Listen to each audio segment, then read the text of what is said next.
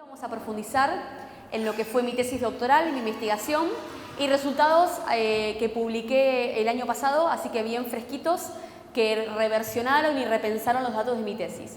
Primero, que cuando hablamos de inclusión educativa, no estamos pensando solamente en permanencia escolar, no estamos pensando solamente que los alumnos estén en clase y en la asistencia, en abstracto, sino estamos pensando que inclusión educativa se refiere no solo a la permanencia escolar, sino también a que esos alumnos que están en la escuela tengan aprendizajes relevantes y duraderos.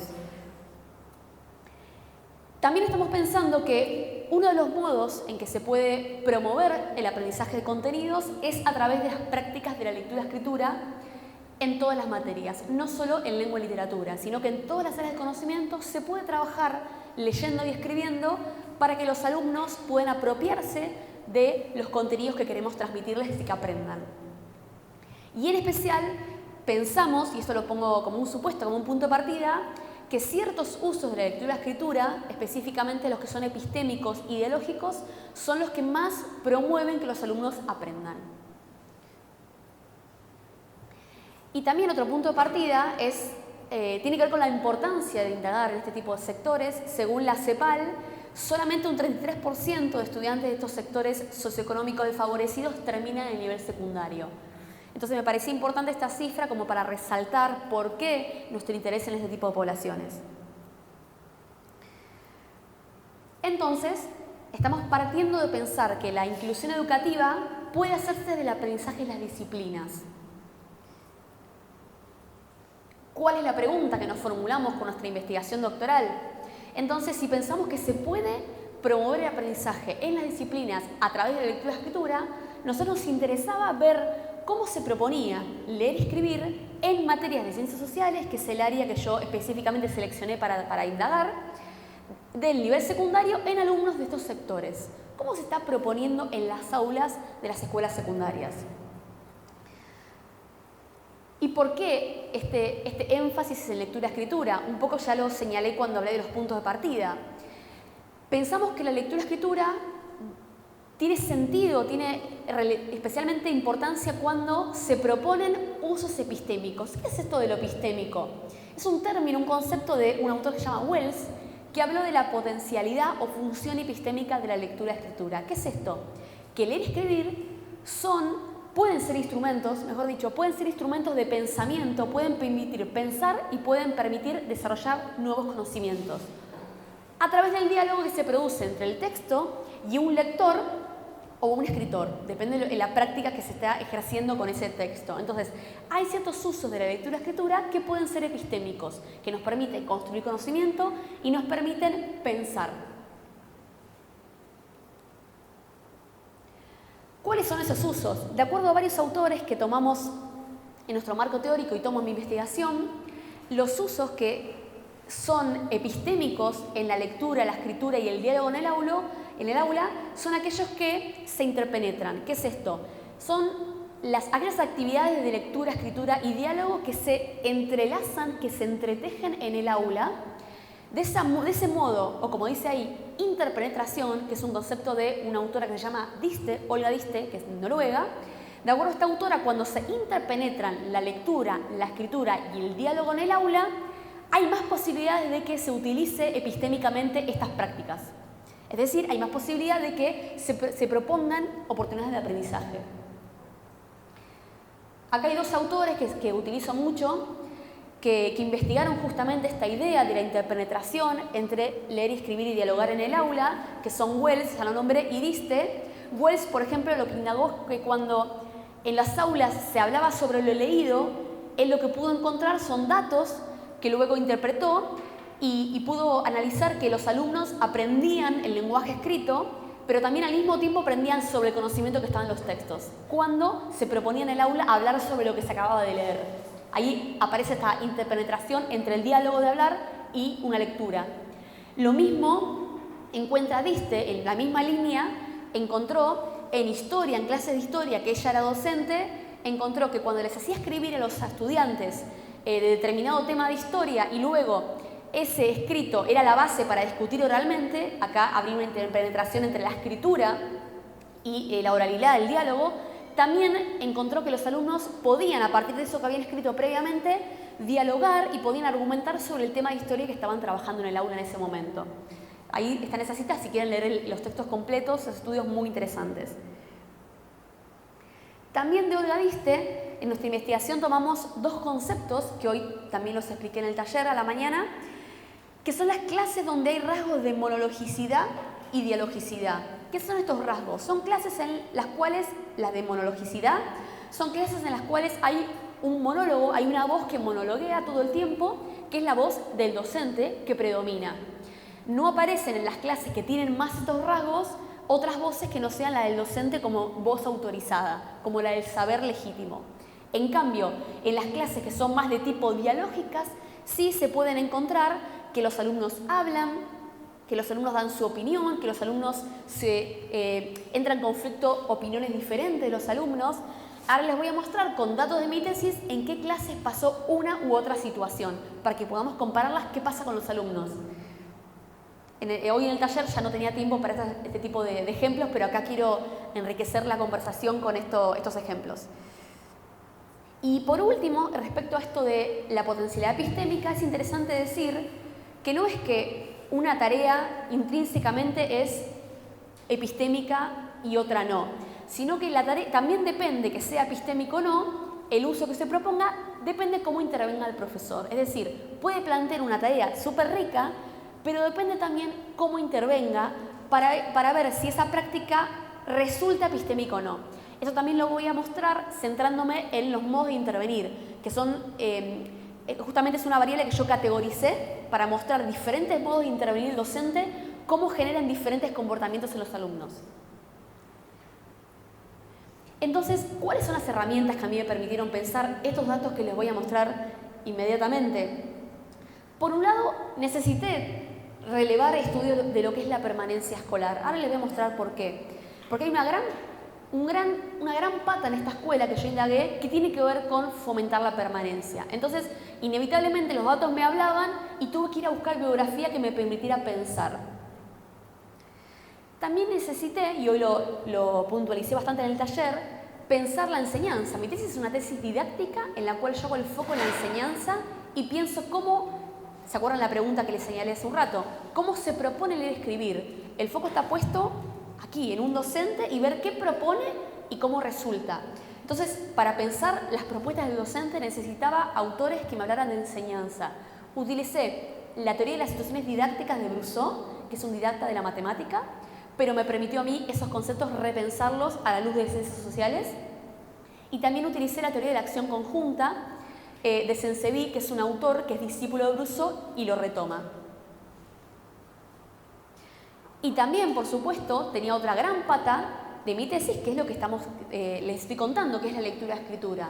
Entonces relevé muchos autores que me hablaban desde perspectivas didácticas, psicológicas y socioculturales, me hablaban de la lectura-escritura. Relevé a Diste, Howard, Scaramaria y Bereiter, que es de psicología cognitiva, al mismo Wells que recién les estaba nombrando. Y fíjense que ahí empiezan a aparecer en esta gran mesa, como decía hoy, de invitados que uno llama a dialogar porque necesito hablar con varios autores sobre mi tesis, un diálogo que uno hace en el escrito, en la tesis.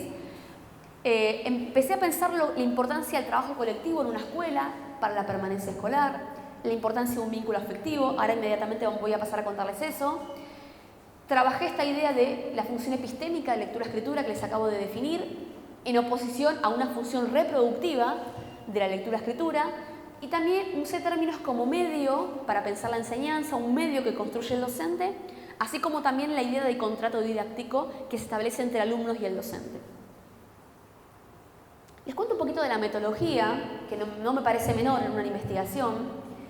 Se trata de una investigación naturalista, descriptivo-interpretativo, en la cual no fuimos a intervenir en la enseñanza ni propusimos una enseñanza diferente a la que usualmente ocurría. Por el contrario, fuimos a ver cómo era el repertorio habitual de prácticas pedagógicas en ciencias sociales en una escuela. ¿En qué materias indagamos? En 3 materias de un mismo curso. Estudios sociales argentinos era una materia, otra materia era geografía económica y otra materia era legislación fiscal. Esas 3 materias conformaron mis casos de estudio bajo la tradición metodológica que se denomina estudio de casos según Stake. Lo que hice fue, como instrumento de recolección de datos, trabajé con observación de clases durante 7 meses, de mayo a noviembre más o menos, que dieron un número de 39 clases en total, si bien son pocas porque hubo muchas que no pude observar porque hubo paros o hubo ausencias docentes o determinada situación que imposibilitaba que hubiera clase. Lo que hice también para recoger datos fue hacer entrevistas. Entrevisté a los 3 docentes de las 3 materias, a los 14 alumnos que conformaban el curso de 5º año y también al rector, al directivo de la escuela. Y por último también lo que hice fue recoger diferentes tipos de producciones. Por un lado, los documentos de la escuela, el proyecto de la escuela, algún documento más teórico que hicieron los docentes. También recogí materiales de lectura, todo lo que se trabajaba en el aula, todo lo que leían en manuales, cuadernillos, artículos periodísticos, lo fotocopié como documento, como producción. Y producciones escritas de los alumnos para después poder triangular con otros datos. Recogí algunas carpetas que los alumnos me facilitaron, trabajos prácticos. Y con todos estos datos los empecé a triangular para poder ver similitudes y diferencias. ¿Cómo registré los datos? Utilicé un grabador digital para las clases. En la entrevista lo ponía en el medio del docente que entrevistaba y delante mío. Lo mismo con los alumnos cuando los entrevisté. En las clases me sentaba en un sector tratando de interferir lo menos posible en el aula y registraba con un grabador las clases, a la vez que con un cuaderno de notas iba tomando notas del lenguaje no verbal o algún acontecimiento que el grabador no pudiera grabar. Luego, esas grabaciones las transcribí en un Word, que llevó bastante tiempo, para tenerlas todas ya tipiadas, transcriptas. Por último, ¿cómo analicé los datos? Utilicé estrategias de categorización, hice categorías y contextualización, siempre tratando de no descontextualizar esos datos, sino volver a reponerlos en el contexto, es decir, utilizar dos estrategias bien cualitativas, siguiendo a Maxwell y Miller, que son unos autores metodológicos que yo sugiero leer porque son muy interesantes y son muy claros en el modo de análisis de datos cualitativos. Y triangulé, como les dije, de diferentes tipos de datos los fui triangulando. Les cuento un poquito de la escuela. Esta escuela es una escuela secundaria pública de la ciudad de Buenos Aires.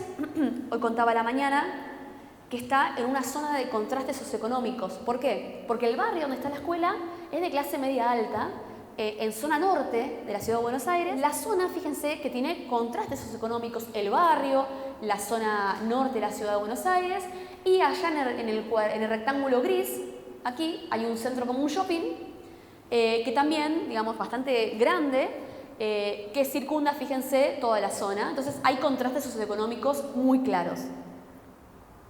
Como les dije recién, el 60% de la matrícula escolar proviene de este barrio. Y la escuela, yo la seleccioné porque es una escuela muy comprometida con sus alumnos, con estos alumnos que provienen de este barrio. Tienen redactado un proyecto de educación popular donde se cita a Freire, se cita a PAO brasileños que tienen toda esta postura de educar para la libertad, educar desde el respeto. Entonces es una escuela con un proyecto inclusivo, se podría decir. ¿Y cómo son estos alumnos de este quinto año que yo indagué en el trabajo de campo? Son 14 alumnos de entre 17 y 23 años, pero de 17 años, que es la edad esperable para un quinto año, había solamente 2 de los chicos, el resto todos habían tenido situaciones de repitencia, con lo cual tenían sobreedad para el quinto año. Otros habían dejado por un tiempo la escuela, habían luego retomado, y también la mayoría son trabajadores en actividades precarias. Por ejemplo, algunos hacen delivery de pizzas en moto, había otros chicos que trabajaban en un kiosco, en algunas horitas. Y también algunos eran madres y padres adolescentes. En algunas de las clases que yo asistí en estas observaciones, algunas de las chicas mamás llevaban a sus chiquitos ahí en el aula o lo dejaban al cuidado de los preceptores porque si no, no podían asistir a clases. En cuanto a los docentes, también es interesante remarcar que los 3 estaban muy comprometidos con esta escuela y este proyecto. La antigüedad que tenían como docentes era variada. Había 2 de los profes que tenían menos de 5 años en la escuela y dando clases y el tercer profe venía dando clases de más de 18 años en la misma escuela. Así que en eso había una diferencia. Y en la formación académica también, 2 profes tenían título docente habilitados y la tercera profe tenía una licenciatura que la habilitaba a dar clases, pero no el título docente. Y acá les traje unas fotos del barrio. Este es uno de los centros culturales que tiene el barrio, donde hacen diferentes actividades, hay actividades deportivas, actividades artísticas. Aquí hay una foto para que vean cómo es la infraestructura, digamos, las casas. Algunas son como más bien de ladrillo, otras, algunas no tan precarios. Acá hay otra imagen del barrio. Yo no fui al barrio dentro, estas fotos son de Google, ¿cómo se llama? Google Earth, que uno va pudiendo ver las callecitas, pero no llegué a ir al barrio dentro. Digamos, mi tesis fue eminentemente didáctica y en el aula en las situaciones de enseñanza. Bien, entonces, bueno, ¿qué encontramos en la investigación? Acá voy al revés de por ahí otras conferencias. Primero spoileo lo que encontré y luego voy mostrando datos. ¿Qué es lo que encontré? Lo que encontré es que en la escuela hay un gran énfasis de los directivos y los docentes en la permanencia escolar.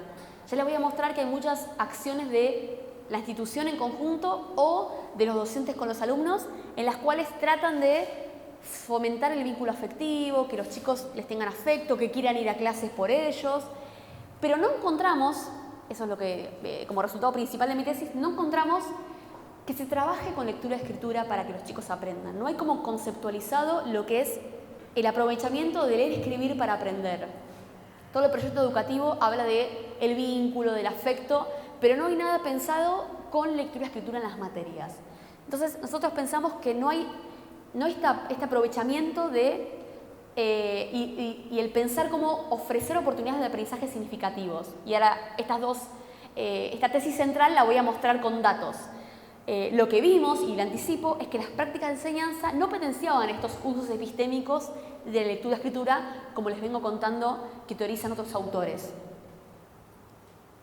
Bueno, ¿qué es lo que vi en las clases?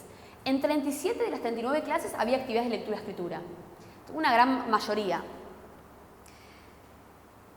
En 32 de esas 37 clases había esta actividad de leer para responder cuestionarios. Y yo dije, bueno, en esta actividad, que están casi todas las clases, me quiero centrar para analizarla en detalle. ¿Cómo respondían los chicos a estos cuestionarios que los docentes en las 3 materias le planteaban? Respondían con la estrategia de localizar en el texto algunas partes que respondían las respuestas y transcribirlas casi textualmente de los textos a sus carpetas. Y de ese modo respondían a los cuestionarios. Entonces, vamos por partes. Esta idea se las quiero mostrar con detalles. Entonces, les dije que había un gran énfasis en la permanencia escolar, ¿sí? ¿Dónde lo vi esto? Vamos a ver entonces qué acciones hacían los directivos y los docentes que promovían esta permanencia escolar. Encontré 2 tipos de acciones. Una más del tipo institucional, porque lo hacían tanto los docentes como los directivos en conjunto, y otras interpersonales porque tenían que ver con el vínculo entre el docente y el alumno, ahí ese vínculo más reducido. Por supuesto que son acciones que se iban retroalimentando, tienen mucha relación entre ellas. Los tipos de acciones institucionales que encontré son, por ejemplo, que todo el cuerpo directivo y docente asumía un compromiso con este proyecto pedagógico que les conté de educación popular.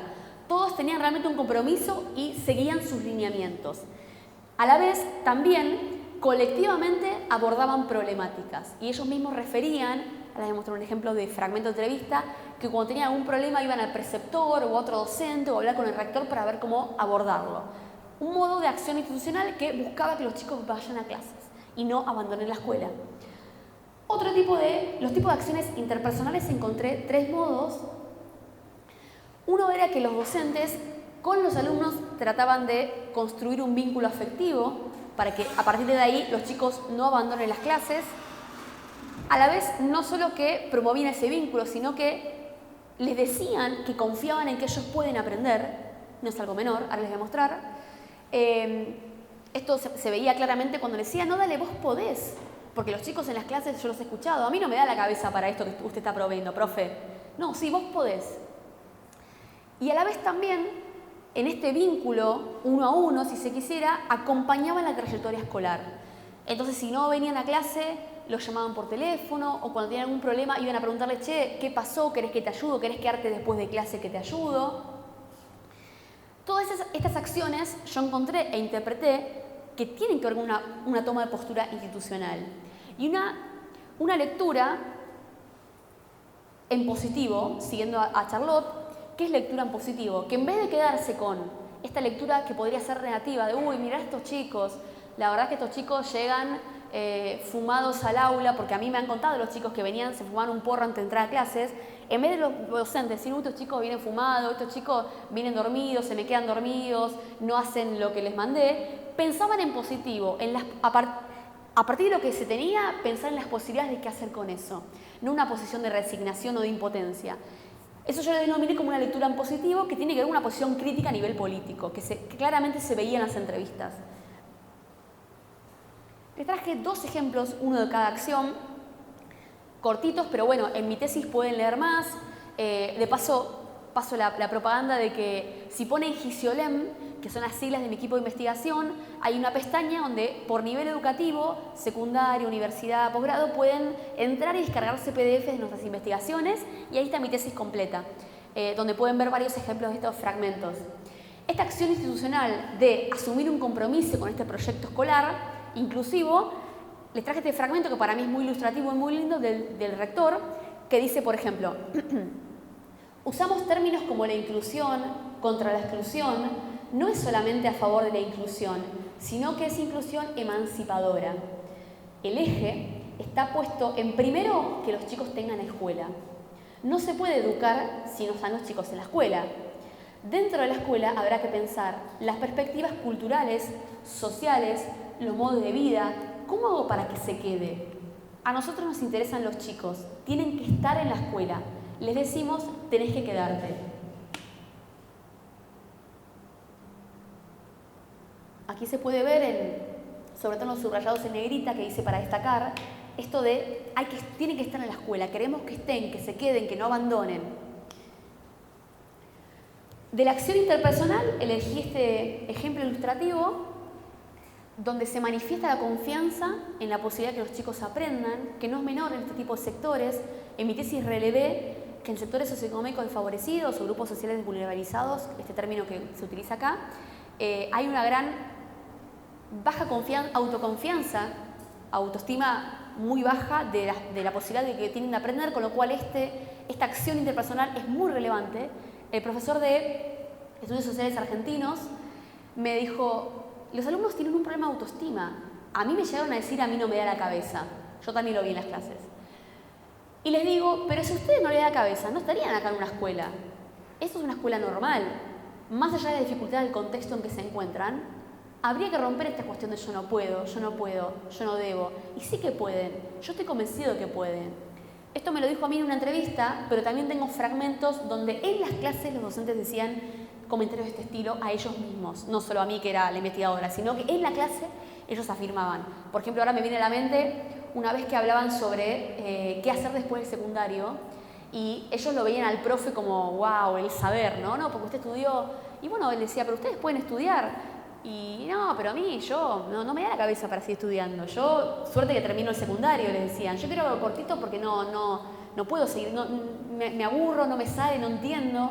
Y los docentes decían, no, ustedes pueden, ustedes anótense lo que tengan ganas de hacer, lo que quieran, como que los incentivaba. Y esta confianza en la posibilidad de aprender no solo la comentaba con un investigador, sino también que a ellos mismos se las decía. Esta es la parte del énfasis en la permanencia escolar, muy fuerte, tengo muchos fragmentos. Vamos ahora a la parte que a mí me interesaba, porque les confieso, mi tesis empezó a ser una tesis propiamente didáctica, donde yo quería ir a ver esto, sobre las prácticas de enseñanza, cómo se enseñaba a leer y escribir para aprender, contenidos sociales. Ahora, me encontré con toda esta pata de permanencia escolar e hice un capítulo que no estaba inicialmente pensado, y esto es propio de la investigación cualitativa, es un diseño flexible. Tuve que hablar de esta énfasis en la permanencia porque los datos se me aparecían en la cara. Y decían, esto interpretalo. Hice un capítulo donde aparece todo esto y otro capítulo más didáctico que les voy a contar ahora. Originariamente no eran de mi interés o mi objeto de estudio, que era más bien didáctico, pero no pude desconocer y me di cuenta que tenía que abordar este problema de esta forma, ¿sí? Tratando de abarcarlo lo mejor posible. Bueno, ¿qué es lo que encontré respecto de las prácticas de enseñanza? Un poco ya les anticipé. Lo que encontré es que hay gran cantidad de actividades de lectura-escritura, pero la gran mayoría redundan en una actividad en la cual se propone leer textos para responder cuestionarios. ¿Qué es lo que yo hice con esa tarea que identifiqué? Traté de pensar cómo intervenía el docente a lo largo de toda la tarea. En un inicio yo había pensado dividirlo en antes de la tarea, durante la tarea y después de la tarea, pero después me pareció de muy sentido común esas categorías y las perfilé, las puntualicé, las especifiqué con bibliografía, con teoría, que me dieron otros términos más didácticos, y acá apareció Brusseau para iluminarme la tesis, y agrupé el docente cómo interviene en 3 tipos de funciones. Una que se llamé definición del medio, otra gestión de ese medio, y la última que es la evaluación de la tarea de leer para responder cuestionarios. ¿Qué sucedió cuando se finalizó la tarea?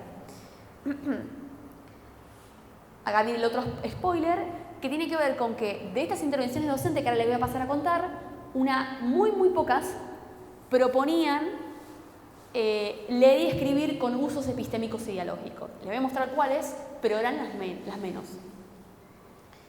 Este es un cuadro gigantesco en el cual no voy a puntualizar tanto, pero lo pueden encontrar en mi tesis, donde aparecen estas 3 grandes funciones docentes y las categorías de intervenciones, es decir, cuando el docente define el medio, ¿qué hace? 4 categorías y cómo lo hace. Cuando gestiona el medio, que sería lo que antes era el durante, ¿qué es lo que hace y cómo lo hace? Y cuando evalúa la tarea hacia el final, ¿qué hace y cómo lo hace? Sí voy a dar ejemplos de cada uno y definir estas 3 funciones grandes, pero que quiera más detalle, le sugiero mi tesis. Bueno, ¿qué es esto de la función de definición del medio? ¿Qué entendí yo por definir el medio? Utilicé los autores didácticos Brusseau y Sensevi para empezar a pensar que hay un momento donde el docente propone la situación problema que quiere que los alumnos hagan. En este caso era esto de leer para responder cuestionarios. ¿Cómo la propone? ¿Cómo la precisa? ¿Con qué reglas y con qué recursos? Lo titulé como definición del medio. ¿Qué es lo que encontré? Que en la definición de medio, cuando el docente, había como 2 maneras en las cuales se definía el medio.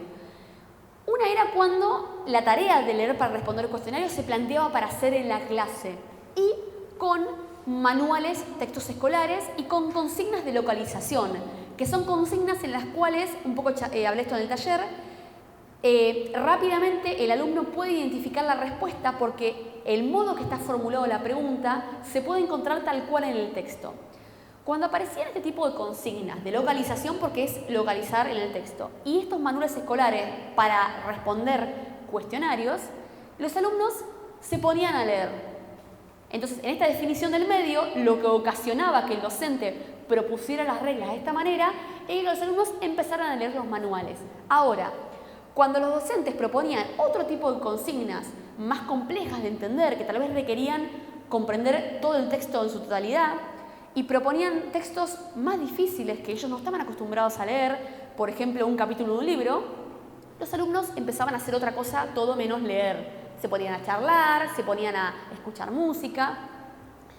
Otra cosa que encontré es que cuando los docentes hacían como una breve introducción en esta definición del medio del tema que iban a leer en el texto, es decir, que retomaban oralmente los contenidos que ya venían trabajando y los contextualizaba, si los docentes hacían esta intervención, ellos también se ponían a leer.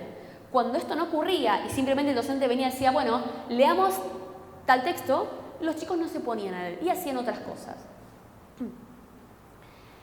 En cuanto a la gestión del medio, aquí ya estaba la tarea planteada, los chicos ya sabían qué tenían que hacer, y gestión del medio es la función docente en la cual el docente orienta y va direccionando lo que hacen los alumnos en el medio, en la situación propuesta. Encontré también diferentes tipos de intervenciones docentes cuando ya la tarea estaba definida, el medio definido, que generaban diferentes comportamientos en los alumnos. Cuando los docentes Por ejemplo, los alumnos llamaban a los docentes y le decían, profe, esto no lo encuentro en el texto, y el docente devolvía la responsabilidad por contestar consignas, por ejemplo, sigan leyendo, chicos, vamos que lo van a poder encontrar. Esa intervención hacía que ellos sigan leyendo para tratar de responder. Otra intervención que hacía que sigan leyendo era cuando daban alguna ayuda para continuar con la lectura. Por ejemplo, definían alguna palabra que no se entendía, o decían, por ejemplo, señalaban partes del texto para hallar las respuestas. Por ejemplo, fíjate por acá que tal vez no encontrás lo que estoy pidiendo. Estas intervenciones hacían que los alumnos sigan leyendo. Ahora, había otro tipo de intervenciones que provocaba que los alumnos copien la respuesta directamente que se estaba esperando. ¿Cuándo sucedía eso? Cuando, por ejemplo, los alumnos le decían, ¿es esto, profe? Y señalaban una parte, sí, esa intervención de sí, los alumnos lo copiaban directamente. Otra era cuando el mismo docente enunciaba la respuesta leyéndola del texto. Mirá, lo que estoy preguntando es esto de el estado intervencionista, bla, bla, ¿qué hacía el alumno? Obviamente copiaba lo que el docente acababa de leer. Entonces, en esos casos, los alumnos directamente copiaban la respuesta. No seguían involucrados en leer para responder los cuestionarios. Y la tercera función que encontré, mejor dicho, que identifiqué, es la de cómo se terminaba esa tarea de leer para responder cuestionarios. ¿Cómo se evaluaba esa tarea? ¿Qué es esta función? Encontramos que eran diferentes formas de evaluar que tenían los docentes de las materias y qué decían, qué juicio emitían sobre lo que habían hecho los alumnos con ese cuestionario. Lo que encontré es que la mayor cantidad de intervenciones de los docentes lo que hacían eran decir si estaba bien o si estaba mal esa respuesta escrita que se ponía en común. Eso es lo que más se hacía. Ahora, había otro tipo de intervenciones cuando la tarea ya estaba finalizada, en la cual los docentes lo que hacían era evaluar lo que los alumnos estaban interpretando. No la respuesta escrita si estaba mal o bien lo que encontraron en el texto, lo que pudieron identificar, sino que trataba de ver qué estaban entendiendo los chicos, más allá de lo que hubieran escrito o no. Lamentablemente son pocas esta cantidad de intervenciones, pero son muy ricas lo que sucedía ahí. Una manera era cuando preguntaba sobre los contenidos que habían leído y explicaba, por ejemplo, cuando había una puesta en común. Ahora, inmediatamente voy a contar un poco más de las puestas en común, porque es lo último que analicé, profundicé en eso. Había veces que en la lectura en voz alta de las respuestas, lo que el docente hacía era, a ver, ¿qué entendiste vos de lo que escribiste? Y a partir de eso se da un juego de diálogo entre los alumnos y el docente. No se quedaba con lo que estaba escrito, él quería saber qué de lo que había escrito habían entendido. Pocas intervenciones hacían eso, pero es muy rico lo que sucedía. Lo mismo cuando el docente, a partir de eso que aparecía, sostenía preguntas, bueno, pero ¿esto qué es? ¿Y cómo lo entendiste? ¿Y vos qué pensás? Como sostenía la pregunta para que los alumnos argumentaran sobre lo que le habían leído. Y otro tipo de modo de evaluar lo que habían entendido era cuando el docente dejaba de lado ese cuestionario que había pedido, que los alumnos habían respondido como pudieron, y lo que hacía era, bueno, ¿qué entendieron? Eso se llama pregunta abierta. Sobre lo leído no va diseccionando siguiendo el cuestionario que les había dado, sino que pregunta, más allá del cuestionario, ¿qué dice el autor en forma general? Y eso producía que los chicos manifestaran su interpretación, que hablaran, y a partir de ahí aparecían otras cosas muy ricas, otras voces. Todas esas intervenciones que les fui contando, que muy desgajaditas, lo que traté de hacer es repensarlas a la luz de esta idea de monologicidad y elogicidad. Traté de pensar, bueno, acá, ¿quién habla mayormente? ¿Acá hablan los chicos o no hablan? Con esta idea de la monologicidad y de elogicidad, y en un continuum, me imaginé como un continuum en la cual un extremo fuera la monologicidad y el otro extremo la elogicidad, y traté de agruparlas y ver cuál iba en cada lado.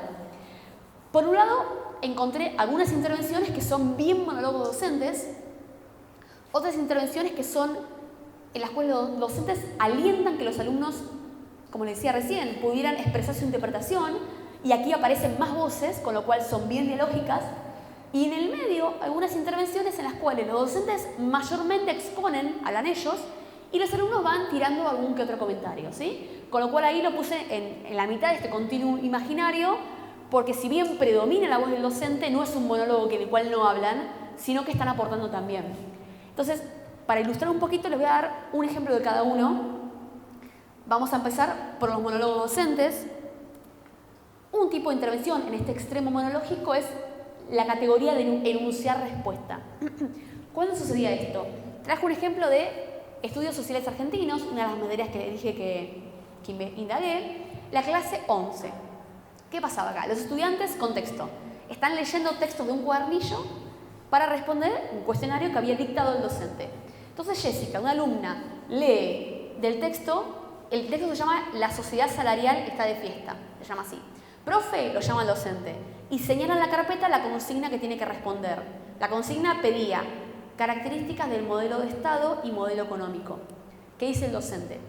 Aquí. Empecé a contextualizarlo. Ahí, viendo qué dice eso. Lo económico es esto. Y lee una parte del párrafo del texto en voz alta. Le dice, lo económico es esto. Modelo de crecimiento hacia adentro, mercado interno, sector industrial. Está leyendo el texto. Jessica, esa misma alumna, dice, ¿eso pongo como característica? O sea, está preguntando, ¿eso pongo de la consigna que me están pidiendo? El docente dice, del Estado y la economía. O sea, como diciendo, del Estado y la economía, esto que él leyó es lo que va. Jessica, yo pensé que la contextualización era más, y no termina la frase, y el docente dice, más amplia, sí, por eso. Lo de la contextualización abarca eso y lee otra oración en voz alta. En sus diversas vertientes, restaurador, burocrática, autoritaria, militar, distributivo, desarrollista. ¿Y qué es lo que hace Jessica? Copia en la carpeta las oraciones que el docente leyó, obviamente. Fíjense entonces acá, si bien Jessica está hablando, pero ¿qué es lo que dice? ¿Esto pongo? ¿Está bien esto? Digamos, no es un aporte al conocimiento, es el docente el que tiene que saber y que está monologando acerca de lo que tiene que poner Jessica.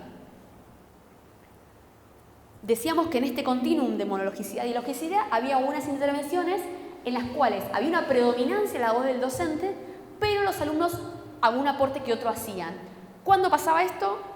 Por ejemplo, ahí aparece en el centro de la monologicidad y la logicidad, en el medio, un tipo de intervención es cuando se regula la interpretación del texto.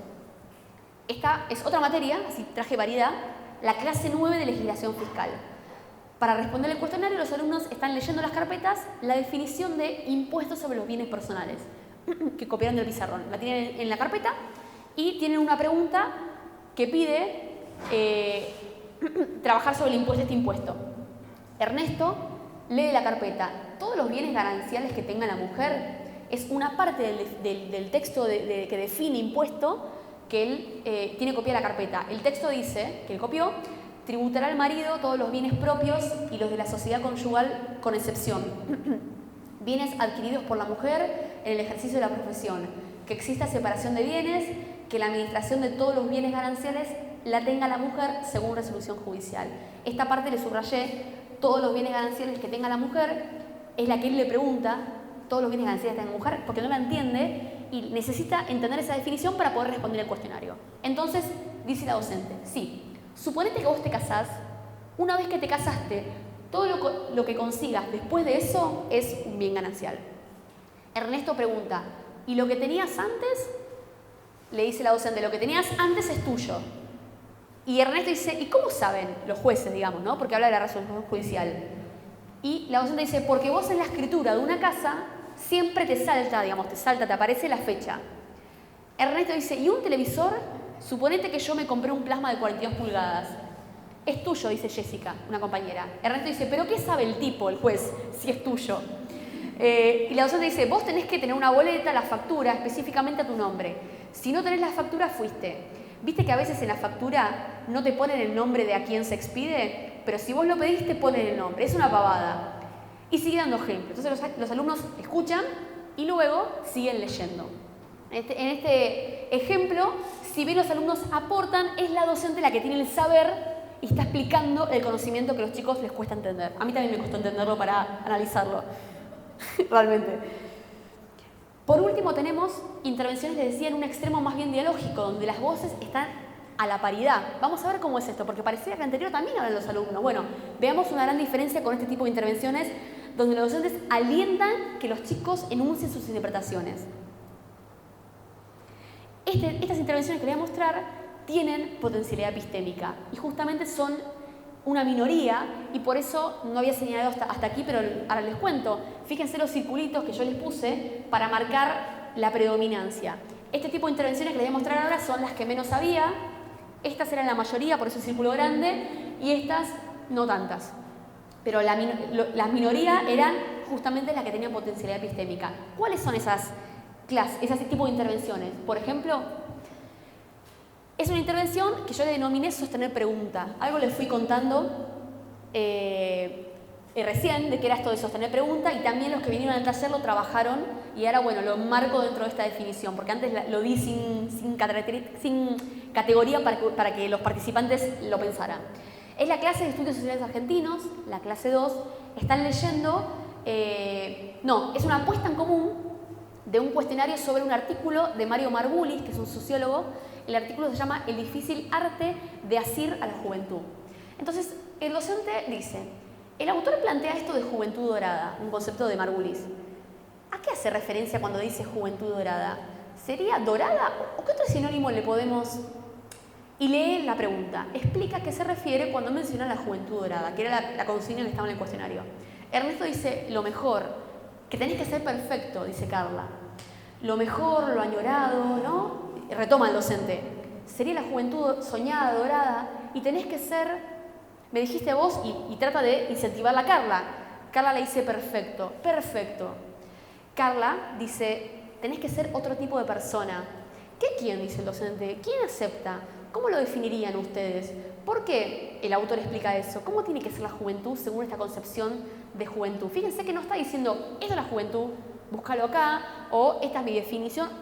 Todo el tiempo sostiene la pregunta para que ellos digan lo que entendieron de juventud dorada. Fabiana, como los chicos de la propaganda. Claro, dice el docente, ¿por qué habla de juventud dorada? ¿Los chicos de la propaganda? No dice, claro, sí, los chicos de la propaganda son tal cosa. Les pregunta de nuevo ellos, como diciendo, ¿qué quisiste decir con los chicos de la propaganda? Fabiana dice, sí, que son rubios, ojos claros, todo eso. Como que lo muestran de una manera perfecta, pero no se sabe cómo es realmente por dentro. Claro, dice. Y Fabiana agrega, porque una persona puede ser muy perfecta por fuera, pero por dentro debe ser tremendamente... Y no termina la frase. Carla dice, los medios de comunicación dicen que tenés que ser flaca, alta, cheta. El docente dice, muy bien, bueno, eso es un poco. Ese es un poco. Los medios de comunicación nos muestran una cosa que legitiman como válido. Y Jessica dice, aparte también, no solo eso, sino el nivel social, la clase social, porque vos la ves re alta y hay muchos lugares pobres y esas cosas no se ven en la tele. Digo, y fíjense acá, cómo el docente hace una pregunta, pero después se mantiene más reticente esperando qué dicen los chicos sobre lo que entendieron de la lectura. Acá están apareciendo las interpretaciones. ¿Qué entendió Jessica? Entendió que hay algunos que son chetos, que los medios de comunicación te venden una cosa y no lo real, que te venden que tenés que ser perfecto, soñado. Pero acá yo les puedo decir qué entendieron los alumnos. En el resto, no sé. Aparecen algunos esbozos en el anterior, pero acá realmente puedo decir que están entendiendo. Empiezan a aparecer indicios de conocimiento. Puedo seguirles el hilo del pensamiento, porque el docente los deja hablar. Por eso esto es más dialógico que otra cosa. Aparecen diferentes voces. Entonces, ¿cómo sintetizo yo esta parte de lo que es las prácticas de enseñanza? En la tarea de leer para responder cuestionarios, lo que se logró, porque no se trata acá de venir a criticar a los docentes, digamos, es una población con ciertas características. Bueno, ¿qué se pudo hacer con esta tarea que es predominante de leer para responder cuestionarios? Se los instaló la tarea, cosa no menor, porque una gran cantidad de intervenciones que no les conté acá, pero lo pueden ver en mi tesis, son de ponerlos en tarea, que por ahí está dado en otras escuelas, acá no está dado, era mucho tiempo de clase en, este es el libro, saca el libro, no hables, a ver, ¿en qué página? En esta, o acercarse a ver en qué andaban. Entonces, esto de instalar a los alumnos en una tarea, se logró que sostengan la atención en esos textos y que pregunten y comenten sobre los temas que están charlando. Ahora, encontramos pocas intervenciones que relevan las interpretaciones de los alumnos. ¿Qué están entendiendo de los textos? Podemos pensar, podemos dejarlo como pregunta, la verdad es que me quedó como interrogante en la tesis, que tal vez los docentes tienen como una idea de la lectura como una actividad extractiva, ¿no? Que si yo les doy a leer, tienen que entender los chicos, porque la lectura, digamos, el significado está en el texto y yo lo leo, ya lo que llega. No hace falta interpretar el texto. Y tal vez tienen una idea de que la escritura prueba que uno adquiere un conocimiento. Si yo encuentro la respuesta que me está preguntando la consigna, es que entendí, digamos, y eso me refleja mi conocimiento ahí plasmado en el texto. Quedan como interrogantes. Lo que sí realmente no supieron los docentes y no lo sabemos nosotros es qué entendieron los alumnos de los contenidos que estaban leyendo. Sobre lo que leyeron y respondieron al cuestionario, ¿qué entendieron? Algunas pocas intervenciones dan indicios de que estaban entendiendo, pero la gran mayoría no, porque no lo indagan, no está preguntando ahí qué es lo que entendieron los chicos. Entonces, hasta aquí más o menos llegó mi tesis, y yo en la postdoc seguí pensando esto y me centré en las puestas en común. ¿Por qué las puestas en común? Porque las puestas en común es una oportunidad, una práctica en la cual podrían aparecer lo que los alumnos pensaron. Dado que ponemos en común y leemos en voz alta la respuesta, bueno, ahí, ¿qué hacen los docentes? ¿Cómo intervienen ahí los docentes en las puestas en común? ¿Les hacen hablar? ¿No les hacen hablar? ¿Qué hacen? Para eso tuve que volver a los datos y volver a segmentarlos. ¿Cómo los segmenté? Utilicé un autor que se llama Sánchez Miguel, con otros colegas, que trabajan la idea de lo que es un episodio. Episodio es un concepto, un término de estos autores que definen lo que es un conjunto de acciones didácticas con un objetivo reconocido. Entonces yo busqué episodios de puestas en común. ¿Cuál sería el objetivo de la puesta en común? Justamente, consensuar las respuestas escritas. Entonces, busqué episodios en los cuales acá hay puesta en común, aquí hay puesta en común, porque yo me quería centrar en eso, ¿sí? El resto lo recortaba para profundizar.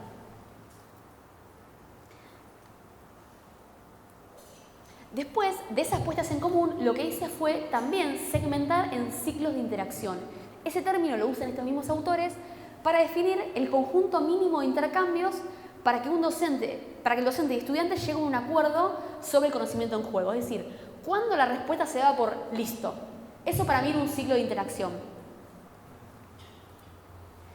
Me sirvió esto de segmentar por ciclos para ver similitudes y diferencias entre cómo intervenía el docente y cómo cerraba, ponía fin a las respuestas o no, o cómo las seguía sosteniendo. Vamos a ver eso.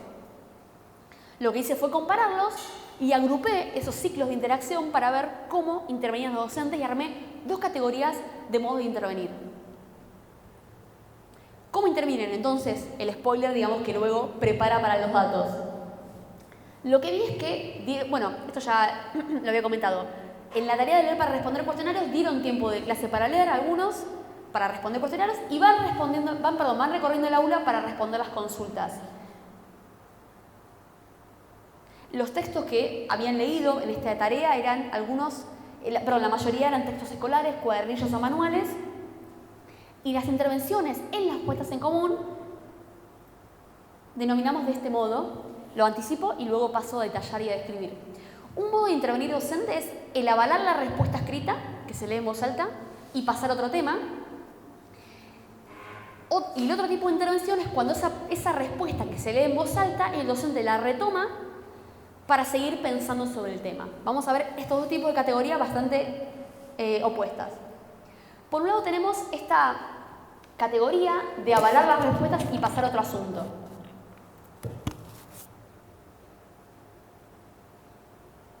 Encontré que este tipo de intervención eran mayoría en los ciclos de interacción que delimité, es lo que más pasaba en las puestas en común. ¿Cuándo sucede esto? Cuando un alumno lee en voz alta una respuesta y el docente, cuando la considera correcta, la aprueba. Bien. Lee la parte del alumno, ahora vamos a ver. Bien. Seguimos a la otra. Ese es el otro asunto. Seguimos el cuestionario. Este tipo de intervenciones lo que hace es dar un reconocimiento final a la respuesta que la dictamina como correcta y permite ya pasar a otra cosa. Ya se cerró, eso está completo, listo. ¿Cuál es el producto final cuando pasan este tipo de intervenciones? Lo que queda completo, resuelto, es un producto final, que es la idea del cuestionario resuelto. Ese cuestionario lo tengo en la carpeta, resuelto, y la respuesta ya sé que está correcta o no, de acuerdo a lo que me dijo el docente, ¿sí? Rápidamente yo ya sé y me queda como producto eso. Lo que se logró es el cuestionario completito. Lo que pensamos, siguiendo los autores que nos permiten pensar estos datos, es que en este tipo de intervenciones, lo que más se prioriza es el aspecto productivo de la actividad. ¿Qué es este aspecto productivo? El aspecto de conseguir alcanzar una carpeta completa, donde las respuestas sean las que el docente me dijo que estaban bien. Entonces, ¿cuál es el fin último de este tipo de intervenciones? Producir respuestas correctas para el docente. A diferencia del otro tipo de intervención que les voy a mostrar ahora, donde lo que más está priorizado es lo que pueden aprender los chicos y no el producto final certificado por el docente. Vamos a ver un ejemplo de esta intervención de avalar las respuestas y pasar a otro asunto. La clase de legislación fiscal, la 3, traje como ejemplo, es una puesta en común de un cuestionario sobre paraísos fiscales, el tema que están trabajando los chicos. Diana está leyendo en esta puesta en común su respuesta en voz alta. Está leyendo la consigna, la número 2, y entonces dice, ¿qué es tributar? Era la pregunta, y lee su carpeta. Tributar es pagar los impuestos al Estado o determinados lugares. Otra alumna dice, yo puse pagar impuestos nada más. O sea, da otra respuesta. La docente dice, pagar impuestos, está bien, está bien. Ahí ya avala la respuesta de ambas. Obviamente, seguimos la otra pregunta. Diana lee la 3. ¿De qué otra manera se denominan los paraísos fiscales? Y lee la respuesta. Paraísos fiscales se suelen denominar a los países de baja tributación y como países o territorios de tributación privilegiada. La docente, bien, ¿están de acuerdo? Nadie dice nada. Sí, dice Diana. Y ella misma sigue leyendo. La 4. ¿Cuáles son las modalidades básicas de los paraísos fiscales? Y lee inmediatamente su respuesta. Modalidades básicas, entre ellas los paraísos clásicos, los que ofrecen ventajas fiscales a personas que ejercen sus actividades en el extranjero. Finalmente, también territorios que disponen de centros de servicios complejos, por ejemplo, las telecomunicaciones. Vale resaltar que es el fragmento tal cual que estaba en el módulo, ¿no? La docente dice, está bien, y continúa la puesta en común de las otras respuestas. Es un ejemplo de este tipo de intervenciones donde se avala la respuesta y se sigue leyendo. Vamos a ver la diferencia con este tipo de intervenciones donde las respuestas se retoman para seguir pensando y elaborando el tema. Este tipo de intervenciones son minoría en los episodios que yo encontré de puestas en común. ¿Cuándo sucede este tipo de intervenciones? Cuando alguien lee, un alumno, la respuesta en voz alta, igual que en la intervención anterior, pero el docente ante esa respuesta hace preguntas y da ejemplos que dan conocimiento ampliatorio del tema. O tal vez hace un gráfico de la respuesta que leyeron. De esta forma nosotros entendemos, ahora vamos a ver el ejemplo, que este tipo de intervenciones permite avanzar de otro modo con los contenidos, permite avanzar más lento, porque es revolver a conversar, a repensar el tema que el alumno está leyendo, que respondió, que estuvo leyendo en el texto, pero volver a tomarlo en diálogo, de otra forma. Y de esa forma se privilegia más el tiempo que los alumnos requieren para poder elaborar los saberes. Y a diferencia de la otra intervención, aquí el énfasis está puesto en el aspecto constructivo de la actividad, que tiene que ver con, la palabra construcción lo dice, con la construcción que se puede hacer de conocimiento, de comprender los temas, por sobre el aspecto productivo, que es específicamente concreto responder el cuestionario por escrito. Entonces, de esta manera, el objetivo final no es responder las respuestas y tener la carpeta completa. El objetivo final, en realidad, este cuestionario es un medio, una excusa para seguir dialogando sobre los temas. Te hice leer algo con algunas preguntas que te hicieron focalizarte en el texto, pero ahora quiero que dialoguemos sobre el tema que a mí me interesa como docente. Un ejemplito que es extenso porque como acabo de decir, hay otro tiempo didáctico en este tipo de intervenciones, por lo cual van a ver que son 2 o 3 diapositivas en las cuales hay diálogos, los alumnos hablan. Clase 2 de Geografía Económica, el profesor propone una puesta en común del cuestionario sobre un manual que leyeron en la clase anterior. Entonces, Diana lee la pregunta del cuestionario. ¿Qué importancia tuvo el proteccionismo para el capitalismo según Stiglitz, que es un economista? Dale, dice el docente. Como diciéndole, dale, lee. Diana lee la carpeta. Por ser un país en desarrollo, abrirse a los productos importados que compiten con los elaborados por alguna de sus industrias, peligrosamente vulnerables a la competencia de buena parte de industrias más vigorosas de otros países, puede tener consecuencias desastrosas, sociales y económicas. Es un parrafito copiado del texto. El docente no dice sí o no, o bien. Dice, a ver, ¿todos tienen parecido? Fabiana dice, a ver, ¿qué tenés vos? Le dice Fabiana. Fabiana dice, y lee su hoja, su carpeta. El proteccionismo generalizado a menudo no ha funcionado en países que lo aplicaron, pero tampoco lo ha hecho una rápida liberalización comercial. También es otra parte del texto, otra parte que a ella le pareció que respondía a la pregunta. El docente no dice bien o mal. Dice, bueno, vamos a tratar de ver qué quiere decir entonces esto del proteccionismo. Y dice, ¿qué va a decir el proteccionismo? O sea, el tema sobre el cual leyeron y escribieron y copiaron textual los alumnos, lo vuelve a retomar y quiere que hablen de lo que entendieron del texto. Y Diana dice, ¿de protección viene? El docente dice proteger. Estamos hablando de economía, escribe economía. ¿Qué es lo que en economía yo debería proteger? Retoma el verbo que le sugirió la alumna. O sea, ¿qué querrá decir con esto que vos dijiste con lo que ella preguntó? Trata de relacionar los aportes de las alumnas. Pongamos un país. Yo voy a aplicar, y acá empieza un ejemplo muy interesante. Yo voy a aplicar una política proteccionista. Si quieren, voy a proteger. Marca con la voz el verbo. ¿Qué es lo que voy a proteger? Diana dice el país. Denise dice, y fíjense cómo van apareciendo otros alumnos que estaban callados hasta el momento. De hecho, no habían aparecido los nombres en las otras intervenciones. El comercio, dice Denise. Diana vuelve a decir la economía del país. La economía del país. ¿Y de qué manera lo vas a proteger? Vuelve a tirar la pregunta. Ernesto, otro, los precios. Martín, que no había hablado hasta el momento, el Banco Central. El docente lo retoma. El Banco Central lo que hace es fijar políticas monetarias. El proteccionismo protege la economía de un país. ¿Cómo la protege? Si yo acá fabrico estos bolsos y tenía un maletín ahí y lo agarra. Si yo fabrico estos bolsos en alguna fábrica que emplea a la gente del barrio, mi precio final del bolso son 20 pesos. Vos sos un comercio que vendés. Cuando te quedaste sin estos bolsos, ¿qué haces? Acá yo marco, como observación del cuaderno, que de los 8 alumnos que estaban en la clase, 6 estaban en silencio y 2 charlaban en voz baja. Ernesto dice, pido más bolsos. El docente dice, le pedís a la fábrica 10 bolsos más. Y cuanto más bolsos se vendan, la fábrica va a fabricar más. Y si fabrica más, y Diana completa, va a cobrar más. Ernesto agrega, más plata. Y el docente retoma ambas intervenciones. Más plata para el dueño de la fábrica. Pero necesita más gente que labure.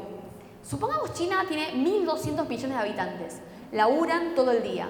Mi fábrica en Argentina hizo 10 bolsos. Ellos hicieron 1.000 bolsos. Con lo cual, el costo de esta valija es menor.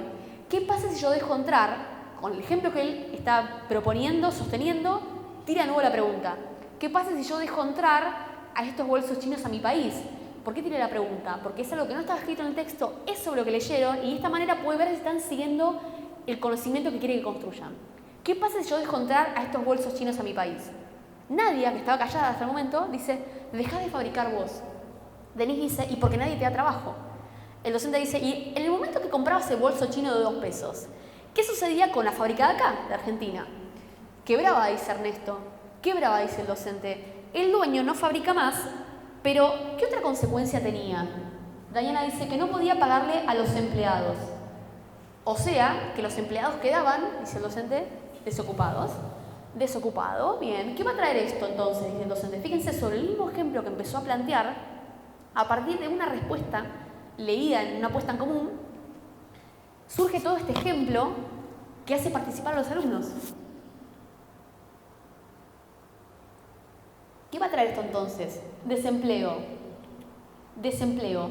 Si yo tengo estos 10 tipos que antes iban a la pizzería todos los días, esa pizzería que ahora no tiene esos 10 trabajadores que le compran, ¿qué pasa con la pizzería? Diana, se funde también. El docente dice, se funde, o sea, hace un eco, se funde también. Entonces, ¿qué es una política proteccionista? Es decir, el bolso chino no te lo voy a dejar que lo entres a 2 pesos, te voy a cobrar un impuesto. Y aquí lo que sucede es que el celular de una de las chicas suena y ella lo apaga, como respetando eso, haciendo silencio para que el docente pudiera seguir hablando. Entonces, y él sigue, el docente. Entonces vos vas al negocio y elegís si querés comprarle al chino o al argentino, pero no le das ventaja. Claro, dice Ernesto. El docente dice, proteges a tu industria. Y vuelve, porque finalmente estamos hablando de proteccionismo, vuelve. Proteges a tu industria. Estás teniendo una política proteccionista. El libre mercado significa de que vos podés entrar libremente, sin ningún tipo de impuestos, cualquier tipo de mercadería. Supongamos que nosotros mañana nos ponemos a fabricar sacos y decimos, bueno, vamos a exportar a Estados Unidos. ¿Ustedes qué piensan? Que Estados Unidos nos dice y Denis dice, te saca cagando. Y ahí es gracioso como lo dice, pero ahí fíjense cómo da indicios de que están entendiendo el tema. Están entendiendo el tema de que no conviene a Estados Unidos que nosotros metemos sacos sin ningún tipo de impuesto. Esto no está en el texto. Está entendiendo la explicación del docente. Claro, dice el docente, no podemos entrar tan alegremente a poder vender las cosas a países como Estados Unidos. Tiene una política proteccionista. Y Nadia dice, igual está bien que tengan. O sea, fíjense cómo está entendiendo sobre el ejemplo del docente. Está perfecto, dice el docente. Ellos tienen políticas proteccionistas, pero les piden a los países periféricos que tengan libre mercado. Y Diana dice, ningunos boludos. Lo que también es gracioso, pero da señal de que entendió cómo es el aprovechamiento de un país, ¿no?, del primer mundo sobre el tercer mundo, que es lo que el docente quiere enseñar. Y así, dice, el docente pide que a un alumno lea la próxima pregunta. O sea, fíjense, de la primera pregunta que leyó Diana, sucedieron 40 intercambios en los cuales, esto lo tengo contabilizado en la tesis, la mitad son de alumnos y la mitad son de docentes, donde aparecen un montón, aparece interpretar. ¿Qué están entendiendo los alumnos? Acá aparece. Acá yo puedo ver lo que están entendiendo. Y luego, recién ahí, recién después de ningunos boludos, sigue la próxima pregunta. Por eso hay un tiempo didáctico diferente aquí. Más allá de esta diferencia de las intervenciones, encontramos una semejanza, y es el hecho de, y hoy lo comentaron en el taller, que me pareció muy valioso ese aporte, y es el hecho de que en ningún momento se vuelve a los textos leídos. Buenísimo el diálogo que les acabo de leer, pero nunca se volvió a Stiglitz. Nunca se volvió a Stiglitz, que es originariamente a quien debieron leer los alumnos para entender lo que era proteccionismo. No volvieron al manual. Tampoco en las otras intervenciones donde trabajaban lo que era paraíso fiscal, tampoco se volvió al texto, a ese módulo que hablaba de paraíso fiscal. Siempre la validación quedó en el docente. No se vuelve al texto para ver si lo que yo escribí está bien o tengo que revisarlo porque no dice eso el texto. Acá traje fotitos de el difícil arte de hacer la juventud. Esto de la juventud dorada que comenté era este texto. Ahí aparece algo de la Unión Europea y de la otra materia de lo que es el lavado de dinero. Estos eran un poco esos textos leídos a los cuales no se volvió. Aquí se tenía que haber vuelto. Digo, porque promovía otro tipo de práctica, el que ellos mismos pudieran ir a los textos a ver si lo que habían escrito tenía que ver con lo que el autor sostenía. Entonces, a modo de síntesis de estas prácticas, estos últimos resultados que analicé, esta intervención de avalar respuestas y pasar a otro asunto, lo que sucede es que se confirman las respuestas que aparecen en la puesta en común y se sigue con otros temas, y eso produce que no sabemos qué entendieron los alumnos. Son situaciones muy monologales, porque los docentes son los que dictaminan bien, mal, sí, seguí, y se privilegia, como les decía recién, lo productivo de la actividad, que es completar ese cuestionario y que lo tenga en la carpeta dicho bien por el docente. En cambio, en otro tipo de intervenciones, en las puestas en común, que se haya escrito, se haya respondido las respuestas, en realidad es un punto de partida para dialogar sobre los temas, que es lo que le interesa realmente al docente, hablar sobre lo que se leyó. Este tipo de intervenciones hay más tiempo para trabajar los temas, se dialoga más. Estas preguntas y ejemplos incluyen a los alumnos, porque fíjense que también les hablaba del barrio, de la pizzería, cosas que ellos son comunes para ellos y los pueden involucrar y generar interés. Y se privilegia el aspecto constructivo de la actividad, a diferencia del productivo, que es un término de Pastré, en el cual lo que se privilegia es que los chicos entiendan el tema, que lo comprendan. Entonces, a modo general, para ya ir cerrando los resultados de mi tesis, de esta investigación doctoral, hemos dicho que hay gran cantidad de acciones institucionales e interpersonales para fomentar esta permanencia escolar, para que los chicos vayan a las clases. Se entiende la inclusión educativa desde este lado. Encontramos que en las prácticas de enseñanza muy pocas potencian usos epistémicos, la mayoría tiene que ver con acciones reproductivas del conocimiento, buscar información y reproducirla para contestar el cuestionario.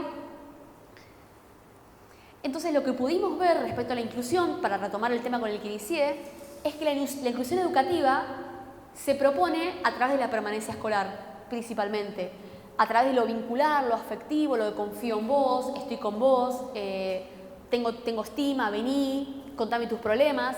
Esa inclusión se piensa a través de lo vincular, lo afectivo, que es necesario, pero no alcanza para que los alumnos aprendan contenido, que es lo que quiere propiamente la escuela. Esta inclusión es pensar en paralelo en otro carril de inclusión, es pensar en inclusión a través de la relación con el saber. Hay autores justamente que argumentan, y yo adhiero, lo podemos conversar, de que cuando uno experimenta siente que aprende, también eso fomenta la permanencia escolar. Si yo siento que aprendo, también me da ganas de ir. ¿Nunca les pasó de empezar un curso o algo y no entender nada y no ir más? Un mismo texto, si uno no lo entiende, se aburre y no lo lee más. En cambio, si uno siente que aprende, que van haciendo conexiones, eso motiva también, motiva a ir. Entonces, acá hay una vuelta a tuerca más que se puede pensar.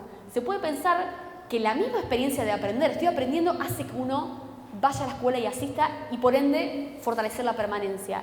Entonces, nosotros pensamos que estos usos epistémicos de la lectura-escritura, en la medida que pueden dar lugar a experiencias de aprendizaje, pueden promover que se aprenda, también a su vez pueden promover que los chicos vayan a clase, porque sienten que aprenden. Y además, el darle lugar a la interpretación de los alumnos y eventualmente si se promoviera que los alumnos vuelvan a los textos para ver si eso que pudieron copiar de los textos, cómo lo entienden y si es correcto con lo que dice el autor, esta interpretación de lo leído y esta validación que la hagan ellos, no el docente, va en línea con el objetivo de ciencias sociales del nivel secundario que tiene que ver con formar ciudadanos que sean autónomos, que sean reflexivos, que sean críticos de su realidad y la realidad social en general. Digamos, si están en situaciones de desigualdad, es muy importante que ellos puedan tener su opinión formada, poder leer de la forma más autónoma posible, no con un docente que le diga está bien o está mal, sino que ellos puedan leer, que puedan informarse y de ese modo, idealmente, promover cambios en la sociedad. Y por supuesto, para eso, no es la idea de la tesis y este equipo juzgar a los docentes como qué mal lo que hacen. Estos docentes no fueron formados en lo que puede aportar leer y escribir para la adquisición de conocimientos. Acá hay un punto donde es necesario incidir en la formación de docentes, porque uno no va a enseñar o hacer algo sobre lo cual no fue formado, no lo saben hacer. Entonces hay una gran responsabilidad compartida con diferentes actores políticos en la cual es necesario incidir en la formación de docentes para que esos docentes a su vez puedan proponer este tipo de experiencias de aprendizaje. Así que bueno, eso es todo de mi tesis. Muchas gracias por la atención. Acá está el sitio web del equipo que pueden entrar para buscar papers. Y bueno, escucho sus preguntas y gracias por estar y por la atención.